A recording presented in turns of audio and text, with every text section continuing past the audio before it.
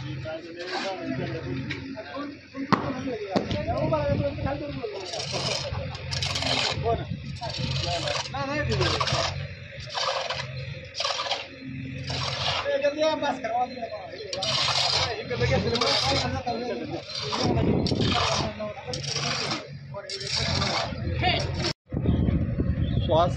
घेतल्यानंतर जन्माची सुरुवात होते, आयुष्य सुरुवात होते आणि श्वास बंद झाल्यानंतर आयुष्य संपते. पण आयुष्य संपल्यानंतर ज्या मरण यातना म्हणा काय झाल्यानंतर आपण जी स्मशानभूमीत घेऊन येतो प्रेत वगैरे, तर त्याची सध्या व्यवस्थित विल्हेवाट व्हावी त्या दृष्टीने आम्ही वारंवार बरेच प्रयत्न केले. म्हणजे राजकीय, नगरपालिका, ग्रामपंचायत यांना सांगून जवळजवळ वैरागमधील किंवा ह्या भागातील आमच्या 30 ते 40% लोकांची मयत ह्या ठिकाणी होते. पण हे कायम ह्या स्मशानभूमीकडे दुर्लक्ष करण्यात आलेलं. मग आम्ही सर्वांनी मिळून एकत्रित येऊन बरेच कार्यकर्ते वगैरे मिळून सामाजिक संकल्पनेतून आपण सगळ्यांनी मिळून काम करायचं. वैयक्तिक कोण काय मदत करायची असते त्याच्यापर्यंत मग आम्ही लोकवर्गणीतून काम हाती घेतलेलं आहे आणि आम्ही कामाला सुरुवात पण केलेली आहे.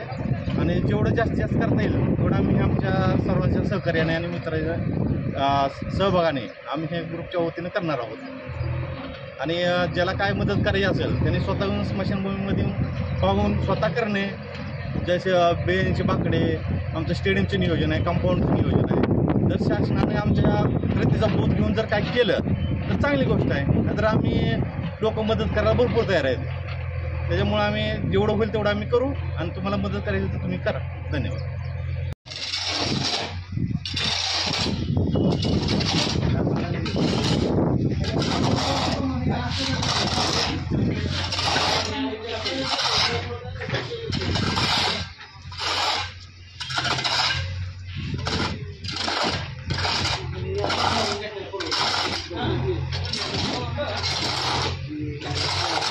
गल्ली येथील स्मशानभूमीमध्ये उभे आहोत.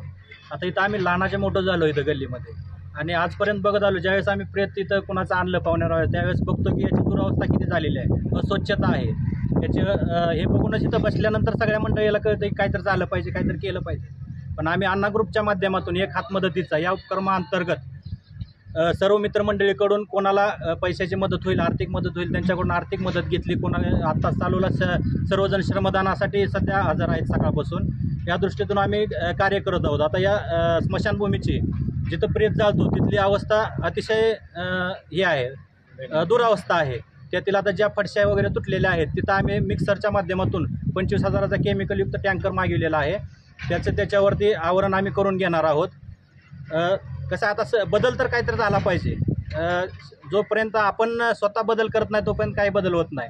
अण्णा ग्रुपच्या माध्यमातून आम्ही एक हात मदतीचा या उपक्रमाखाली हा बदल करत आहोत.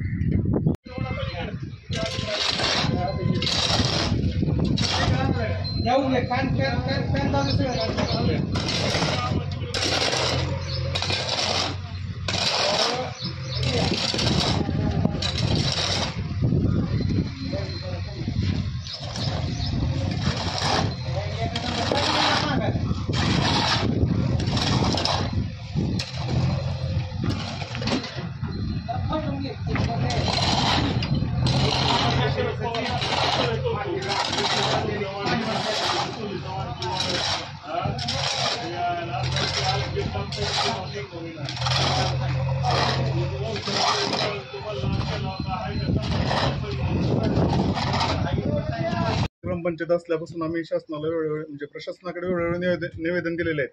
म्हणजे स्मशानभूमीची सुधारणा व्हावी ह्यासाठी. परंतु त्यांनी काय दुर्लक्ष केलं. वैरागनगर ग्रामपंचायतची नगरपंचायत झाली, नगरपंचायतीतून पण इकडे दुर्लक्ष आहे. आणि इथं 2-3 पिढ्यापासून म्हणजे बऱ्याच पिढ्या इथं दहन केले गेलेत. पण त्याचं काय व्यवस्थित केलेलं नाही. सोयीसुविधा नाही आहेत. स्मशानभूमीची एवढी वाईट दयनीय अवस्था आहे की त्याची सुधारणा होणं खूप गरजेचं आहे. त्यामुळे अण्णा ग्रुपच्या वतीनं सगळ्या मित्रमंडळीने पैसे जमवून म्हणजे वर्गणी गोळा करून अक्षरशः एका हाती घेतलेले आहे. तरी प्रशासनाने त्याकडे लक्ष देऊन त्यांचा पण खारीचा वाटावा म्हणून काहीतरी थोडं तरी सहकार्य करावं एवढी अपेक्षा.